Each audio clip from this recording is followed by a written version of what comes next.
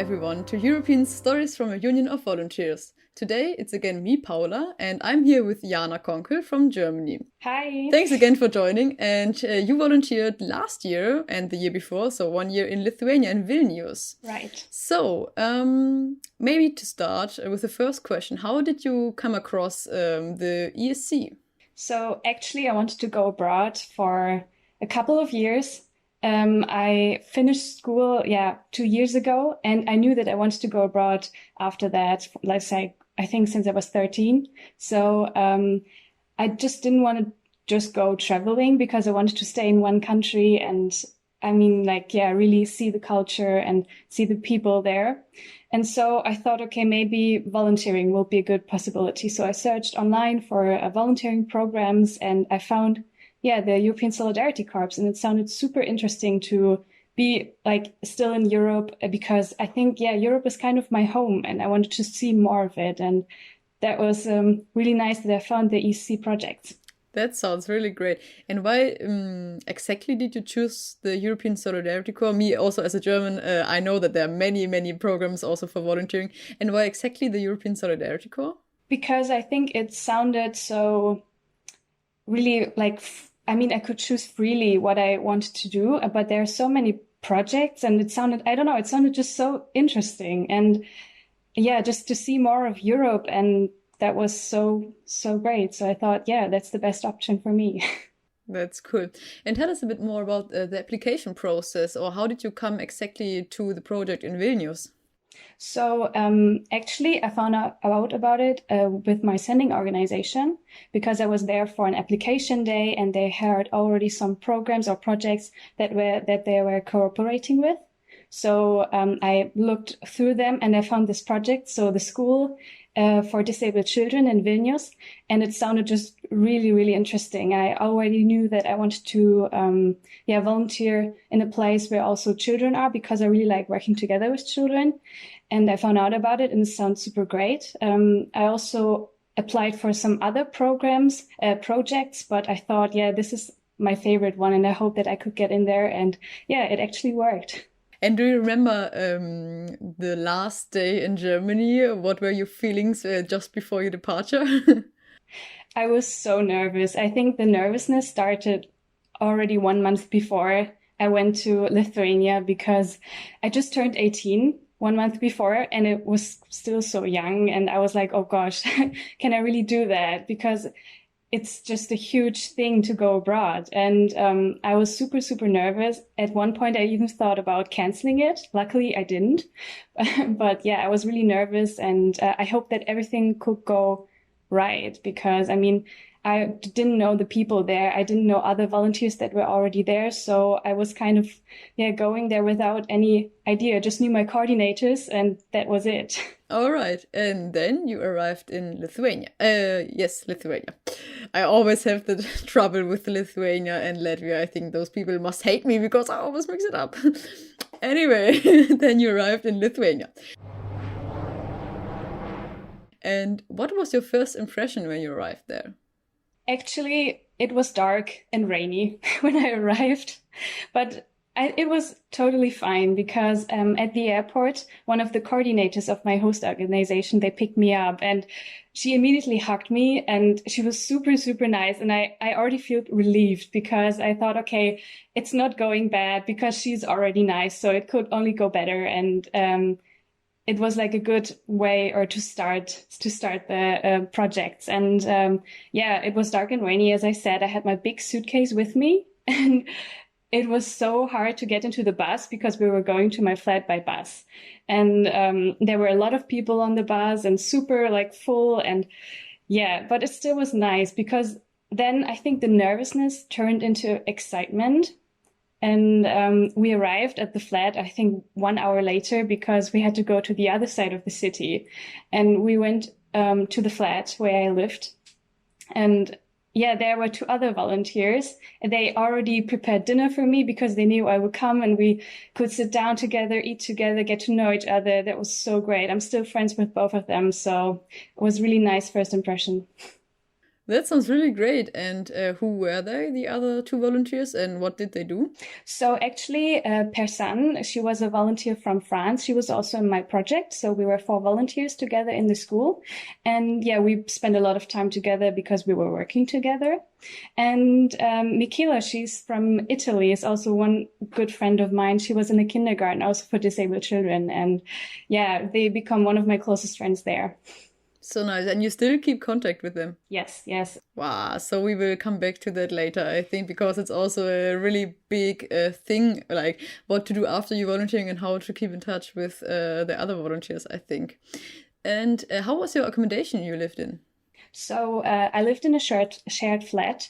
Actually, I lived in the first flat. I had 2 flats because the first flat I only lived for 2 weeks, and then I went to my real flat because the room wasn't empty when I came because there was another volunteer living there, but just for 2 weeks, and then I could move in after that. And yeah, I lived there with 2 other volunteers, also one girl from France and a boy from Georgia. And with the boy, I was also working together in the school. The girl from France, Hannah, we became also good friends there. And she had to leave in November. So I think 1 month after I come to Lithuania. That was kind of sad. So there's then the other boy and me, but it was still a good time. So what were you actually doing in Vilnius? What was your project about? Yeah, as I said before, it was a school for disabled children and mostly mentally disabled children. And I was working in one class for 4 months. And after that, for 4 months again in another class. First of all, I was with younger children. I think they were around 7 and 8. And I was just assisting the teachers of the class and playing with the children in the breaks or helping them with some tasks and so on. And did you do it in the morning or just or also in the afternoon?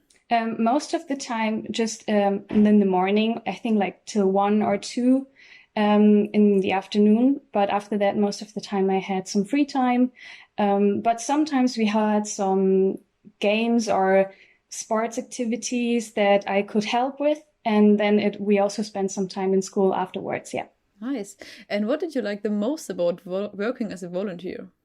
I think all of it was really, really interesting. It's hard to pick one thing that was super great. Actually, I really liked working together with the children because I knew I always also wanted to do something like that as my profession when I'm older. And it was really nice because, of course, communication was not always easy, but with children, it doesn't really matter what kind of language do you speak, and you just communicate. And they were so nice to me, and they were like not shy. They all came to me and were like wondering, okay, who's this girl?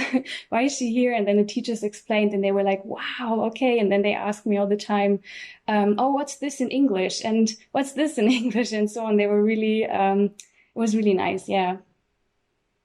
That sounds really great. And were you the first volunteer in your project, or were there already some volunteers before, I mean, the years before you? Yeah, there were a lot before me because, yeah, my sending organization here in Germany also worked together with them for a couple of years before. There were some volunteers also, like one of them mostly from Germany every year. And so the whole school, we had the tutor in our school, she already knew how to handle us as volunteers. So it was not their first volunteers. Yeah. Yeah, I can relate to this. It was the same case in my project. So I think I was already the 5th volunteer or 6th volunteer already. So on the one hand, it was quite practical because they know how to handle volunteers. On the other side, it was also a bit like, yeah, okay, you can do the thing what the previous volunteer did. Sometimes, yeah, but I think overall it was maybe it can be an advantage because the people already know volunteers and so on. Interesting. And were there also some challenges you had to face? So, yeah, of course, actually, language and communication, because I didn't know any Lithuanian before I came to Lithuania.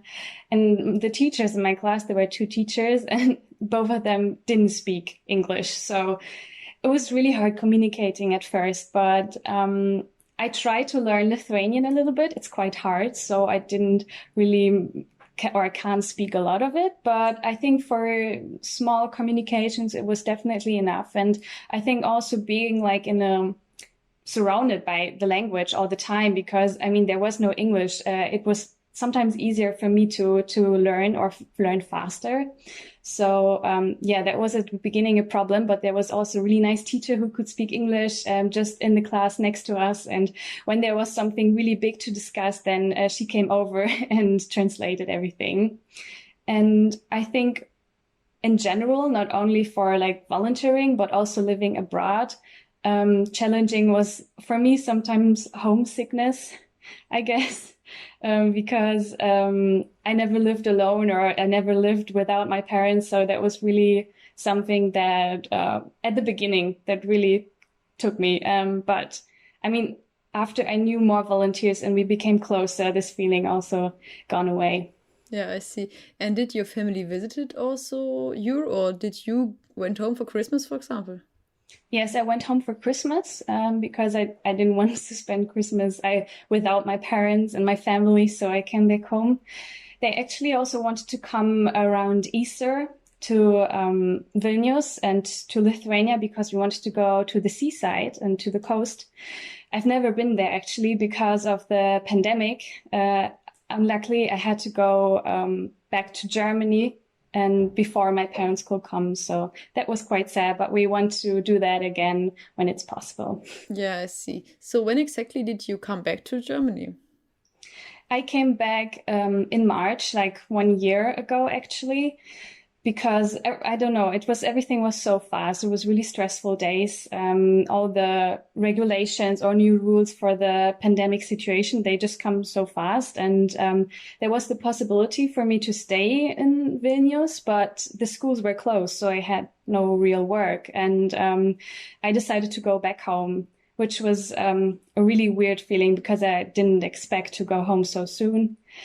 I also didn't come back last year. And like I know some volunteers who come back home and then went back to Lithuania afterwards when it was possible in summertime, but I actually didn't do that. And it's kind of makes me sad because I really, really miss Lithuania and Vilnius, and I definitely want to visit this year. Yeah, sure. Yeah, hopefully it will work also despite the COVID thing and so on.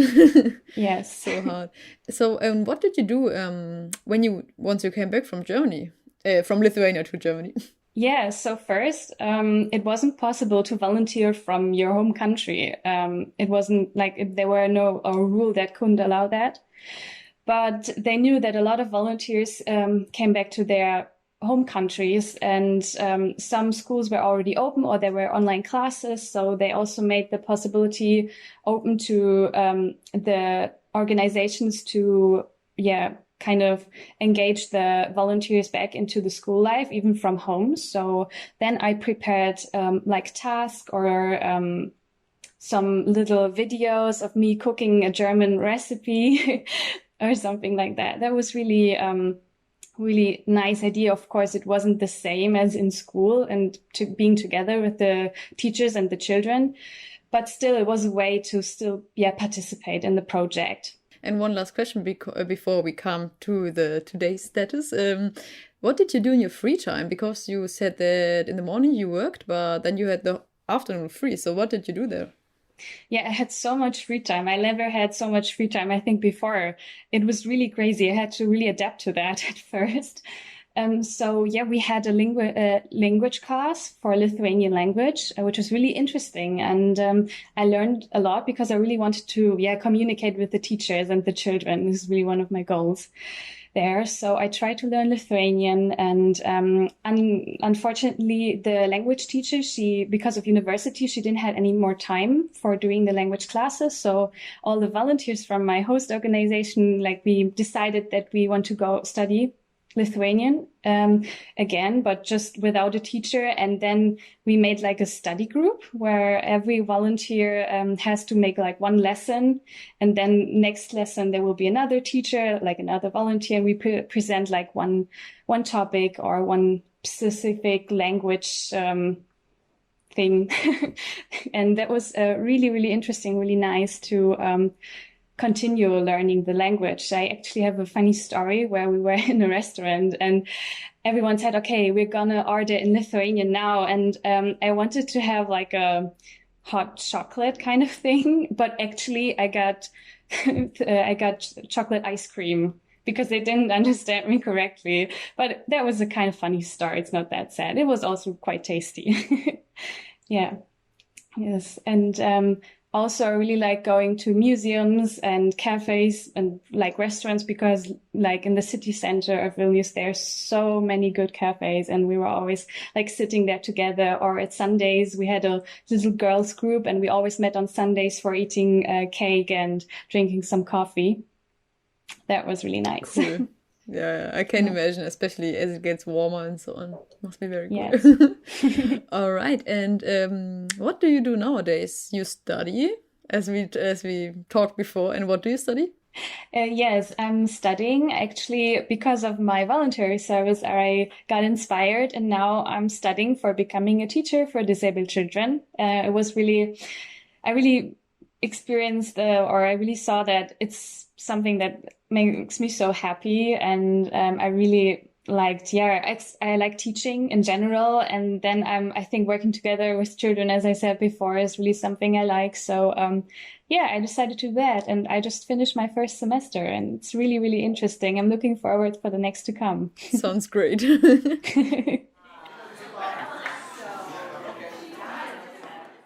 So let's imagine you're at dinner with some friends and they're really interested into your volunteering project and want to hear more about your volunteering experience. And, everyone is telling a funny story. Which story would you tell? I think there were a lot of funny stories that I experienced. We had some really, really great flat parties and so on, which was super funny.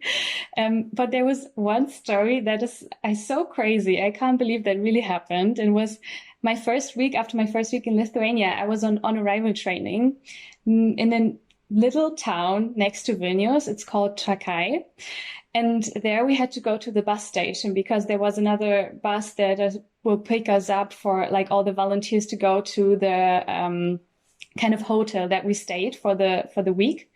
And all the volunteers from Vilnius who also went on that on-arrival training, we came together there by bus. And we got out of the bus and we already saw that there were a lot of people standing in a group together talking English. So we thought, okay, there must be all other volunteers. So we talked to them. And then I asked into the group, like, okay, guys, where are you from? And then they were all saying, okay, I'm from there and from there. And then there was one girl and she said, I'm from Germany. And I was like, oh yeah, me too. And then she said the region where she was from. And I was like, yeah, me too. And then she said the name of my hometown. And I was like, no way, I'm also from there.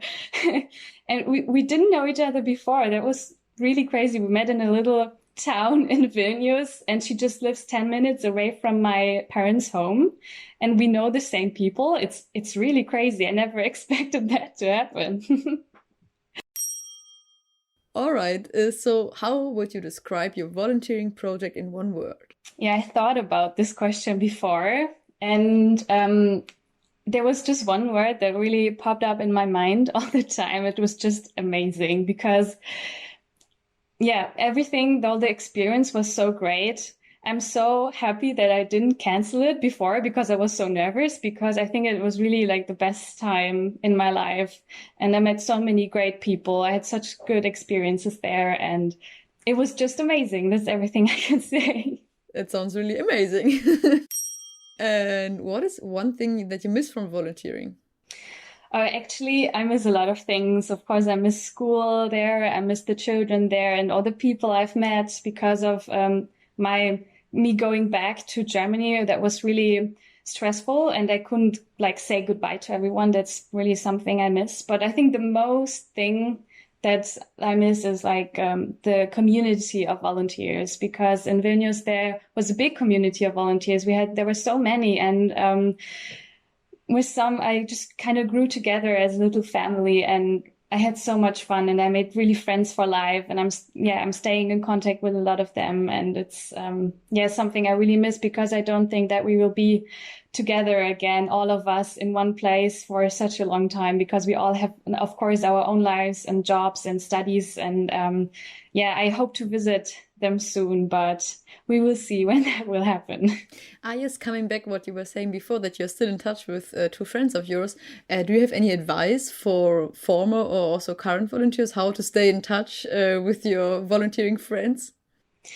I think just, communicating, like we call a lot, like making video calls or just texting. Even for Christmas, I got some presents from other countries, and I also sent some letters to all of them to, just say, hi, I miss you. I miss our time together, and just really try to still be in touch and to communicate every time, because I think that's the most interesting thing. And also, asking them what are they doing in their lives, and you get a little view inside. But sometimes it's also really, really interesting to look back together at all the funny things that you like all experience together.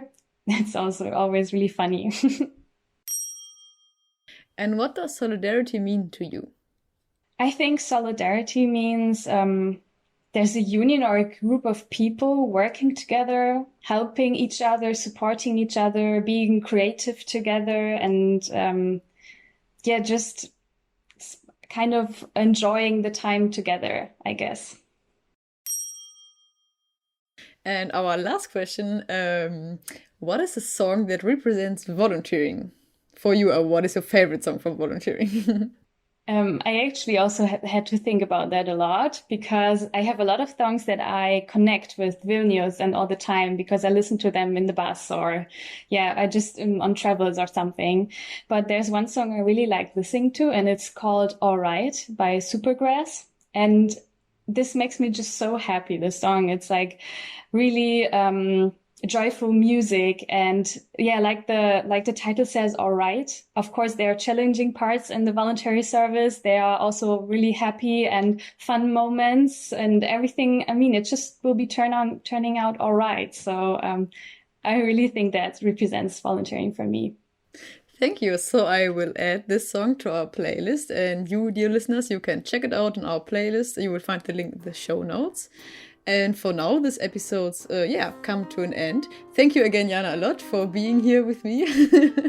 Thanks for having me. And next time it's again José. And don't forget to check out also our social media and to maybe leave us a rating on Apple Podcasts. Until then, bye bye.